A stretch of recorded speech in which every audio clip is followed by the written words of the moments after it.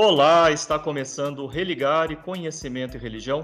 Hoje eu recebo a antropóloga Francirose Campos Barbosa para um programa em que vamos tratar o tema Islã.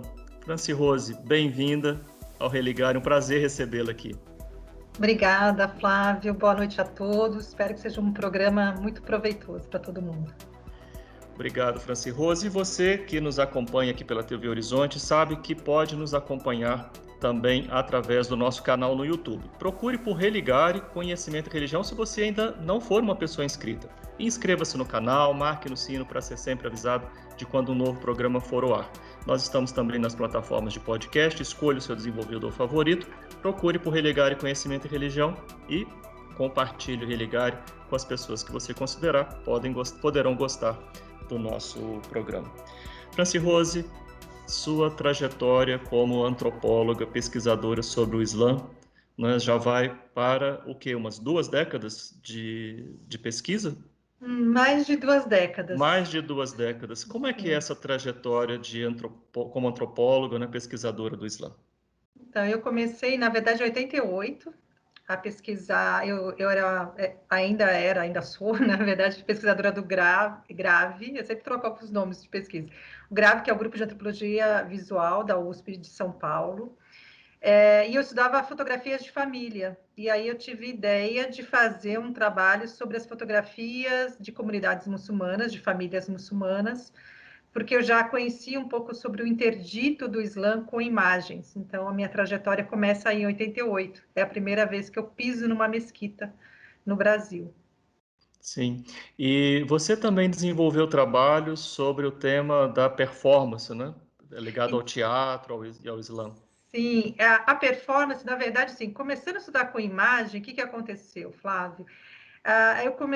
Eu pulei para a oralidade. Eu fiz uma disciplina na pós sobre oralidade, e essa disciplina me ajudou muito a pensar, porque naquele período lá, 88, 89, 90, não, deixa eu ver, 98, desculpa, 98, 99, ano 2000, eu estava muito centrada nas pesquisas com os árabes muçulmanos, e a questão da oralidade era uma coisa muito importante de ser observada. E da oralidade eu caí na performance, né? Caí na representação, caí no teatro, caí no comportamento restaurado do Schechner. E aí o grupo Na Pedra me ajudou muito, o professor John, né? A gente começou a nascer um grupo sobre antropologia da performance. E meu trabalho de doutorado, né? Se meu trabalho de mestrado tem relação com a imagem fotográfica, o meu trabalho de doutorado tem a ver com a questão da performance desse muçulmano, qual é o sentido de ser muçulmano. E é esse sentido que sempre que passa pelo corpo, né? Pela performance corporal, pela representação desse corpo, pela constituição desse corpo. Bom, seu processo de reversão se deu durante a pesquisa ou foi anterior? Pois é, meu processo de reversão foi muitos anos depois, foi 15 anos depois. Eu já era docente da USP de Ribeirão Preto, né, do Departamento de Psicologia. Sim. Na verdade, eu tinha a intenção de me reverter ainda em 2003, mas naquele momento era um momento muito confuso, muito emocional ainda, né? Então, eu fui deixando de lado essa questão e 10 anos depois, né? Foram 10 anos refletindo, pensando, e eu faço a minha reversão em abril de 2013. Eu já era docente, eu já tinha feito viagens para fora do país, eu tinha conhecido outras comunidades islâmicas, já tinha orientado o mestrado, então, assim, foi uma coisa que foi acontecendo aos poucos, né? Eu sou muito ciosa disso, né? Da espiritualidade, da religião que entra aos poucos no fiel, né? E antes, então, desse processo de reversão, como é que foi a sua acolhida na comunidade, né? Sua aproximação? Olha, minha acolhida na comunidade, enquanto pesquisadora, sempre foi muito boa. Eu sempre fiz amigos, né? Eu não tinha interlocutores, eu tinha amigos, né? Então, isso ajudou bastante no meu mestrado e no doutorado. Eu sempre tive muita facilidade, acho que a questão da comunicação, o fato de ter filhos também. Então, logo eu fui fazer parte de uma rede de mulheres que tinham filhos. Então, tinha uma sociabilidade interessante e um acolhimento muito especial da comunidade muçulmana. Sim, e você está ligado a alguma comunidade em particular, aí em Ribeirão Preto mesmo? Não, na verdade não. Na verdade, eu sou uma muçulmana que eu sou ligada a todas as comunidades, né? Eu sou uma antropóloga de chão de mesquita e eu não abro Sim, mão disso. Então, eu não tenho uma mesquita que eu goste mais. É lógico que tem mesquita que eu tenho pessoas que são mais próximas a mim, outras mais distantes. Então, eu acho que a relação no Islã, a gente aprende que a relação é entre a gente e Deus. E a gente tem lá os nossos sheiks prediletos, então eu tenho vários sheiks prediletos, então que me orientam, que me aconselham. Então eu tenho essa abertura, sabe? Eu vou aonde está Deus. E Deus está em todos os lugares, em todas as mesquitas, em todas as comunidades, né? eu gostei muito dessa expressão. Eu sou uma antropóloga de chão de mesquita. Como é que é a antropologia do Islã? Como é que você apresentaria? Então, eu acho que, pois é, obviamente um diferencial entre antropólogos, sociólogos, historiadores, né, e outras áreas das ciências humanas. O antropólogo é aquele que está no chão da mesquita, né? É aquele que não abre mão do trabalho de campo, é aquele que vai nos rituais, que vai nas festas, que vai nas casas, que é o chato de plantão, né? Antropólogo é aquele que não escolhe horário, não escolhe dia, não escolhe se está frio, se está calor. Então, ser esse antropólogo de chão de mesquita é gostar muito do que faz, né? Vários dos meus insights enquanto pesquisadora foi, de fato, no tapete da mesquita, foi no chão de mesquita, foi observando, foi compartilhando. Então, eu acho que esse é o diferencial da antropologia, né? É a construção das relações. Ser antropólogo é construir relação. É diferente, por exemplo, de um cientista da área da psicologia, de outras áreas, a gente constrói essas relações e elas têm vínculos eternos, né? Se você olhar para vários colegas meus antropólogos, eles até hoje, a grande maioria, continuam tendo laços com seus interlocutores iniciais, mesmo que tenha mudado de campo, mesmo que já não faça outras coisas, é muito raro, né, o antropólogo não manter contatos com seus interlocutores, né? E a despeito, então, do Islã, nós poderíamos falar de uma antropologia do Islã? Com certeza, eu acho que a gente tem frentes, né? Tem formas de percepção, de pesquisa, que vai desde dessa antropologia histórica, né? De você reconstruir o percurso, o advento do Islã, até mesmo uma antropologia, né? Mais voltada aos aspectos de rituais, aos aspectos do cotidiano, ou até chegar no hoje que a gente tem trabalhado muito, que é a questão da islamofobia, que pode ser trabalhado de várias formas, de várias vertentes, que é o que eu estou trabalhando hoje, mas que eu tenho trabalhado com as narrativas. Então, as narrativas, elas são muito de interações, né? Da mesma forma que eu gosto de trabalhar quando eu observo mulheres muçulmanas, eu estou sempre ligada nessas interrelações, nessas relações que a gente estabelece no diálogo, né?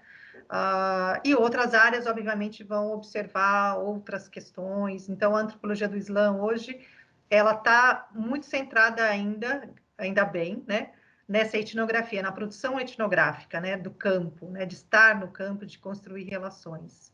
Você coordena o GRACIAS, não é isso? É o Grupo de Sim, Antropologia em Contextos Islâmicos e Árabes. eu, Você já... Sim? eu sou a única antropóloga do Grácias atualmente. Sabe que o Grácias está fazendo 10 anos em 2021. E eu tenho uma alegria muito grande, eu tenho parceiros, né, de pesquisa que eu honro muito, que eu sou muito orgulhosa do trabalho de cada um deles, mas hoje eu sou a única antropóloga, mas insisto com graças no sentido de que é a antropologia que coloca a gente na vida, que impulsiona as pesquisas do Islã para mim, então faz todo sentido ser Graças, né? E acho que é um nome muito carinhoso, né? Que Sim. agracia as pessoas, né? Que recebe as pessoas. E, bom, falando sobre essa realidade de a única antropóloga, como é que estão os estudos sobre o Islã? Olha, eu tenho a felicidade de ter vários parceiros, né? E acho que o Brasil, hoje em dia, tem muitos pesquisadores, a gente não consegue fazer um censo a respeito disso, mas muitos dos meus parceiros estão na UF, né? Que é o grupo do NEON, que é o grupo do Paulo Rilu, muitos trabalhos que o próprio Paulo orientou, que a própria Gisele orienta, Gisele Fonseca. A gente tem também trabalhos em Minas Gerais, né? A gente tem trabalho no Paraná, a gente tem trabalhos transnacionais, no caso do pessoal, né, de Portugal, que a gente tem um vínculo muito grande. Então, no Brasil especificamente, eu vejo um crescimento. O pessoal do Nordeste também, você tem na Federal do Pará, você tem na Federal de Pernambuco. Então, a gente tem crescido muito enquanto campo, né, enquanto investigação. Existe um momento que marca esse crescimento nas pesquisas sobre o Islã aqui no Brasil? Olha, depois de 2001, fatalmente, isso teve um boom, né? Então, eu sou de uma geração antes do 11 de setembro, né? E veio crescendo depois do 11 de setembro de 2001. Isso é fatal, isso a gente vê, obviamente, e é bom, né? Que tenha crescido na antropologia, na sociologia, na história, e até mesmo na psicologia. Na psicologia, para você ter uma ideia, eu sou do Departamento de Psicologia da USP de Ribeirão. O nosso grupo é o primeiro grupo que forma psicólogos que pesquisam o Islã. Então, isso é um dado super importante. A gente concentra hoje, no Departamento de Psicologia, o maior número de pesquisas sobre o Islã. E não é pouca coisa, acho que são 8 orientações que eu já fiz só no Departamento de Psicologia. Então, isso Sim. me dá bastante alegria, né? Bem, no Religário de hoje eu converso com Francirose Campos Barbosa. Nós estamos conversando sobre o Islã. Vamos fazer um rápido intervalo e voltamos já.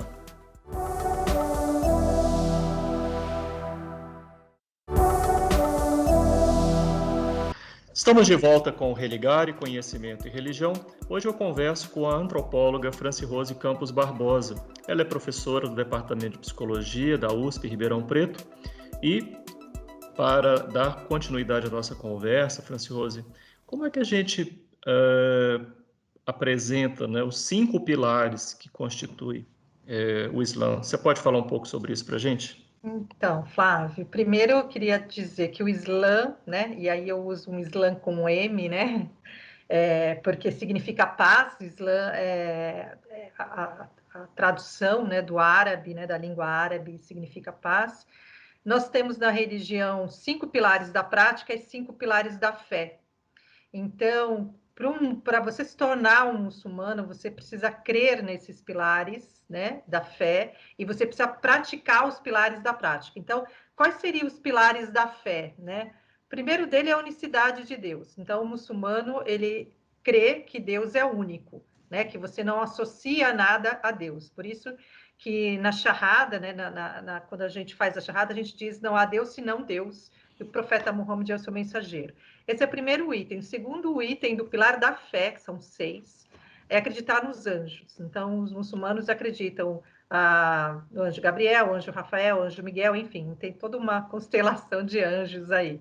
Acredita nos mensageiros, né? E quais são os mensageiros? Desde Noé, Abraão, Moisés, profeta Jesus, né? Que as pessoas às vezes não sabem que os muçulmanos creem no profeta Jesus, mas creem de modo diferente. Ele não é filho, ele não é salvador, mas ele vai voltar nos últimos tempos. Ele é o Messias que vai voltar nos últimos tempos, porque na cosmologia islâmica Jesus foi arrebatado de corpo e alma, ele não foi crucificado, né? O muçulmano acredita nos livros sagrados, então acredita na Bíblia, acredita na Torá, nos Salmos, né, de Davi, e no Alcorão, que é o último livro que completa. O muçulmano acredita no destino, no decreto, né, de que você está destinado a acontecer aquela situação, e acredita no dia do juízo. Então, esses são os pilares da fé islâmica, né? Todo muçulmano acredita nesses 6 itens. E aí a gente tem os pilares da prática, né? Você tem a fé, você tem a akida, né? Você tem a crença, e você tem os pilares da prática, que são a shahada, né? Dizer não há Deus senão Deus, o profeta Muhammad é seu mensageiro, praticar 5 orações diárias, pagar os zakats. Zakat significa purificação, é uma contribuição anual que todo muçulmano faz, geralmente no mês do Ramadã. Você tem o mês do jejum, que é o mês do Ramadã, e você tem o Hajj, né, que é a peregrinação a Meca, que é o 5º pilar da prática, que você faz se você tem condições físicas e financeiras. Este é o pilar que eu fiz em 2017 e acabei de lançar um livro a respeito dessa experiência de peregrinar, né? Sim, eu li um artigo seu sobre esse tema da peregrinação.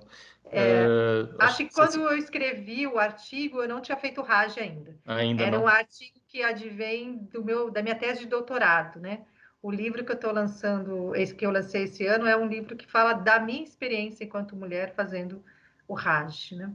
Sim, sim. Então são esses 6 pilares da fé, 5 pilares da prática.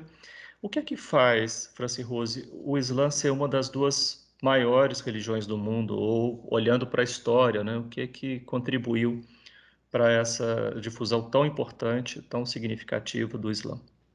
Eu acho que é a simplicidade da divulgação, né?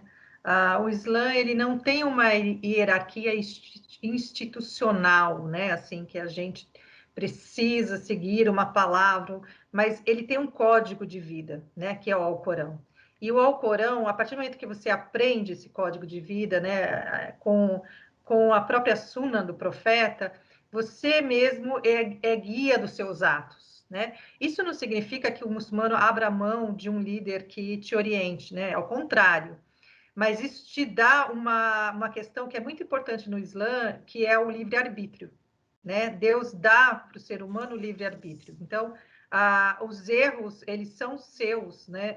E os acertos, eles são seus. Aquilo que você faz de bem, é você que vai pagar isso que você faz de bem ou de mal, né? Então, o que a gente recebe de positivo ou de negativo tem a ver com aquilo que a gente pratica. Então, é uma religião que te deixa certamente livre. Você pode ser muçulmano em qualquer lugar, em qualquer situação, né? Você não precisa necessariamente estar na mesquita para ser considerado muçulmano, mesmo porque no Brasil você não tem essa quantidade de mesquitas. Você tem muito mais muçulmanos que mesquitas, né? As mesquitas são poucas ainda, se a gente pensar na quantidade de muçulmanos que nós temos, né? E é uma religião do coração, né? Da purificação do coração.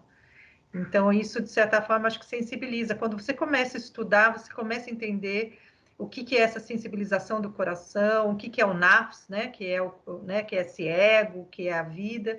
E aí você começa a compreender um pouco mais, né? O sentido de ser muçulmano. Que ser muçulmano é aquele que se entrega, né, a Deus. Não é aquele que se submete apenas, é aquele que se entrega de corpo e alma.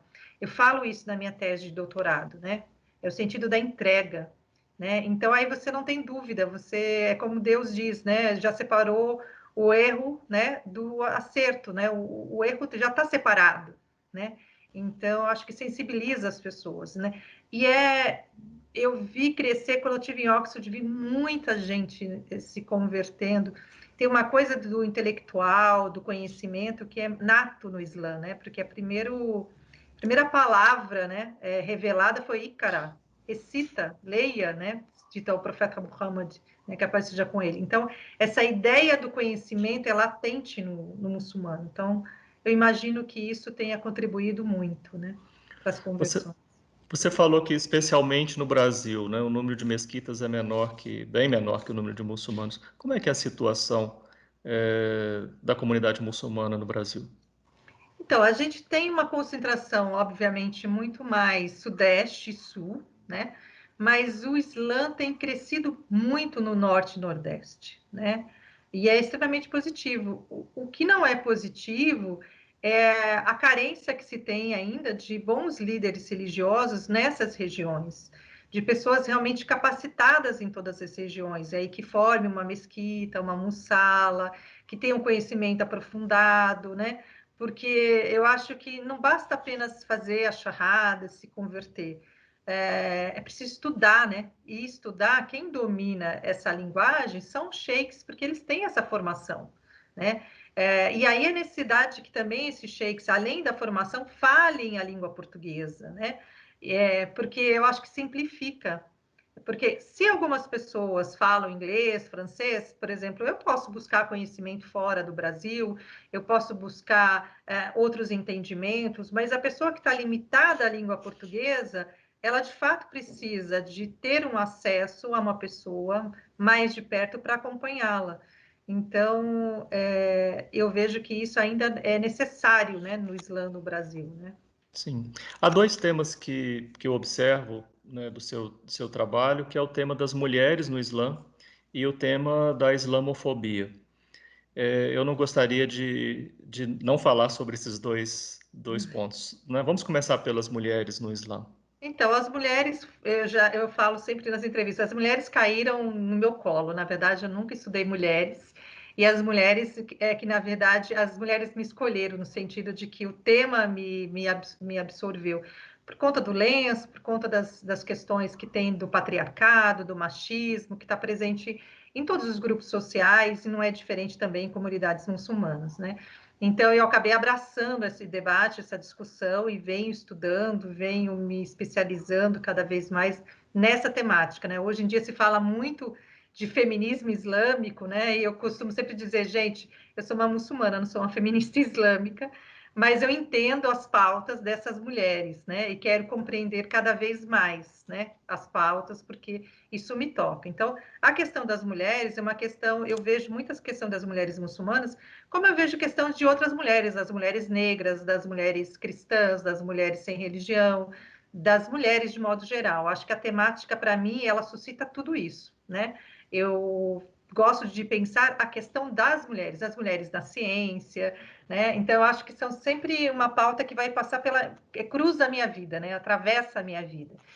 E a questão da islamofobia, aí sim, eu tenho focado muito na questão da islamofobia de gênero, porque as minhas pesquisas, as pesquisas que eu tenho realizado com o meu grupo de pesquisa, com Grácias, né, com apoio muito grande do Felipe Souza e de todo o grupo do Grácias, é pensar que essas mulheres muçulmanas que usam lenço, como eu, e aí o start também de eu estar usando lenço tem a ver com isso também, porque elas sofrem muito no Brasil. A islamofobia no Brasil cresceu nos últimos tempos.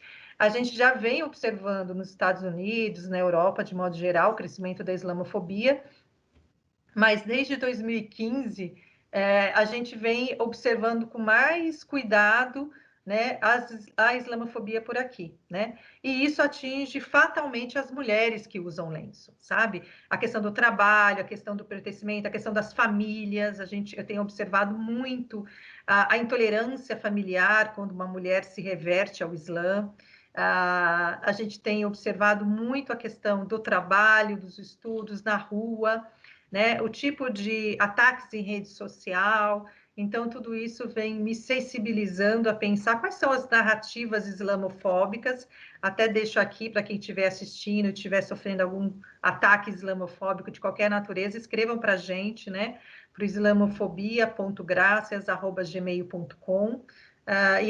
E conte a sua narrativa para nós, porque a pesquisa continua ainda. A gente fechou agora uma pesquisa quant, que logo a gente vai apresentar os dados dessa pesquisa quant, mas a pesquisa quali continua. Ótimo. Nós vamos, então, vamos nos somar a essa iniciativa, né? E vamos inserir aqui, né, repetir o e-mail, que é islamofobia.gracias@gmail. Gracias@gmail.com. Então, qualquer muçulmano ou muçulmana que tenha sofrido qualquer tipo de agressão, de violência, que queira compartilhar com o nosso grupo a sua narrativa, né? Escreva para nós que a gente faz uma reunião, conversa. E a ideia, viu, Flávia, é que depois, no final dessa pesquisa, a minha pesquisa é pela minha Bolsa Produtividade, né, do CNPq. Eu espero propor para a comunidade muçulmana algumas iniciativas, né? Alguma coisa que possa reverter positivamente para diminuir o grau. Eu acho que o conhecimento. Acho que o Islã é a religião do conhecimento, e eu sempre falo para os meus colegas de grupo que o nosso papel aqui é ser educador, né? A nossa função é educar, é ensinar, é divulgar livros, é o que eu faço nas redes sociais. Então, leia livro tal, converse, leia entrevista tal, porque eu acho que sem conhecimento a gente não consegue avançar, né? Franci Rose, muito obrigado pela sua participação aqui no Religare. Eu que agradeço, Flávio. Nós somos um projeto de extensão do programa de pós-graduação em Ciências da Religião da PUC Minas. Você pode conhecer as nossas atividades e cursos acessando a nossa página, que está em pucminas.br/ppgcr. Um abraço muito cordial e até a próxima semana com o novo Religare, Conhecimento e Religião.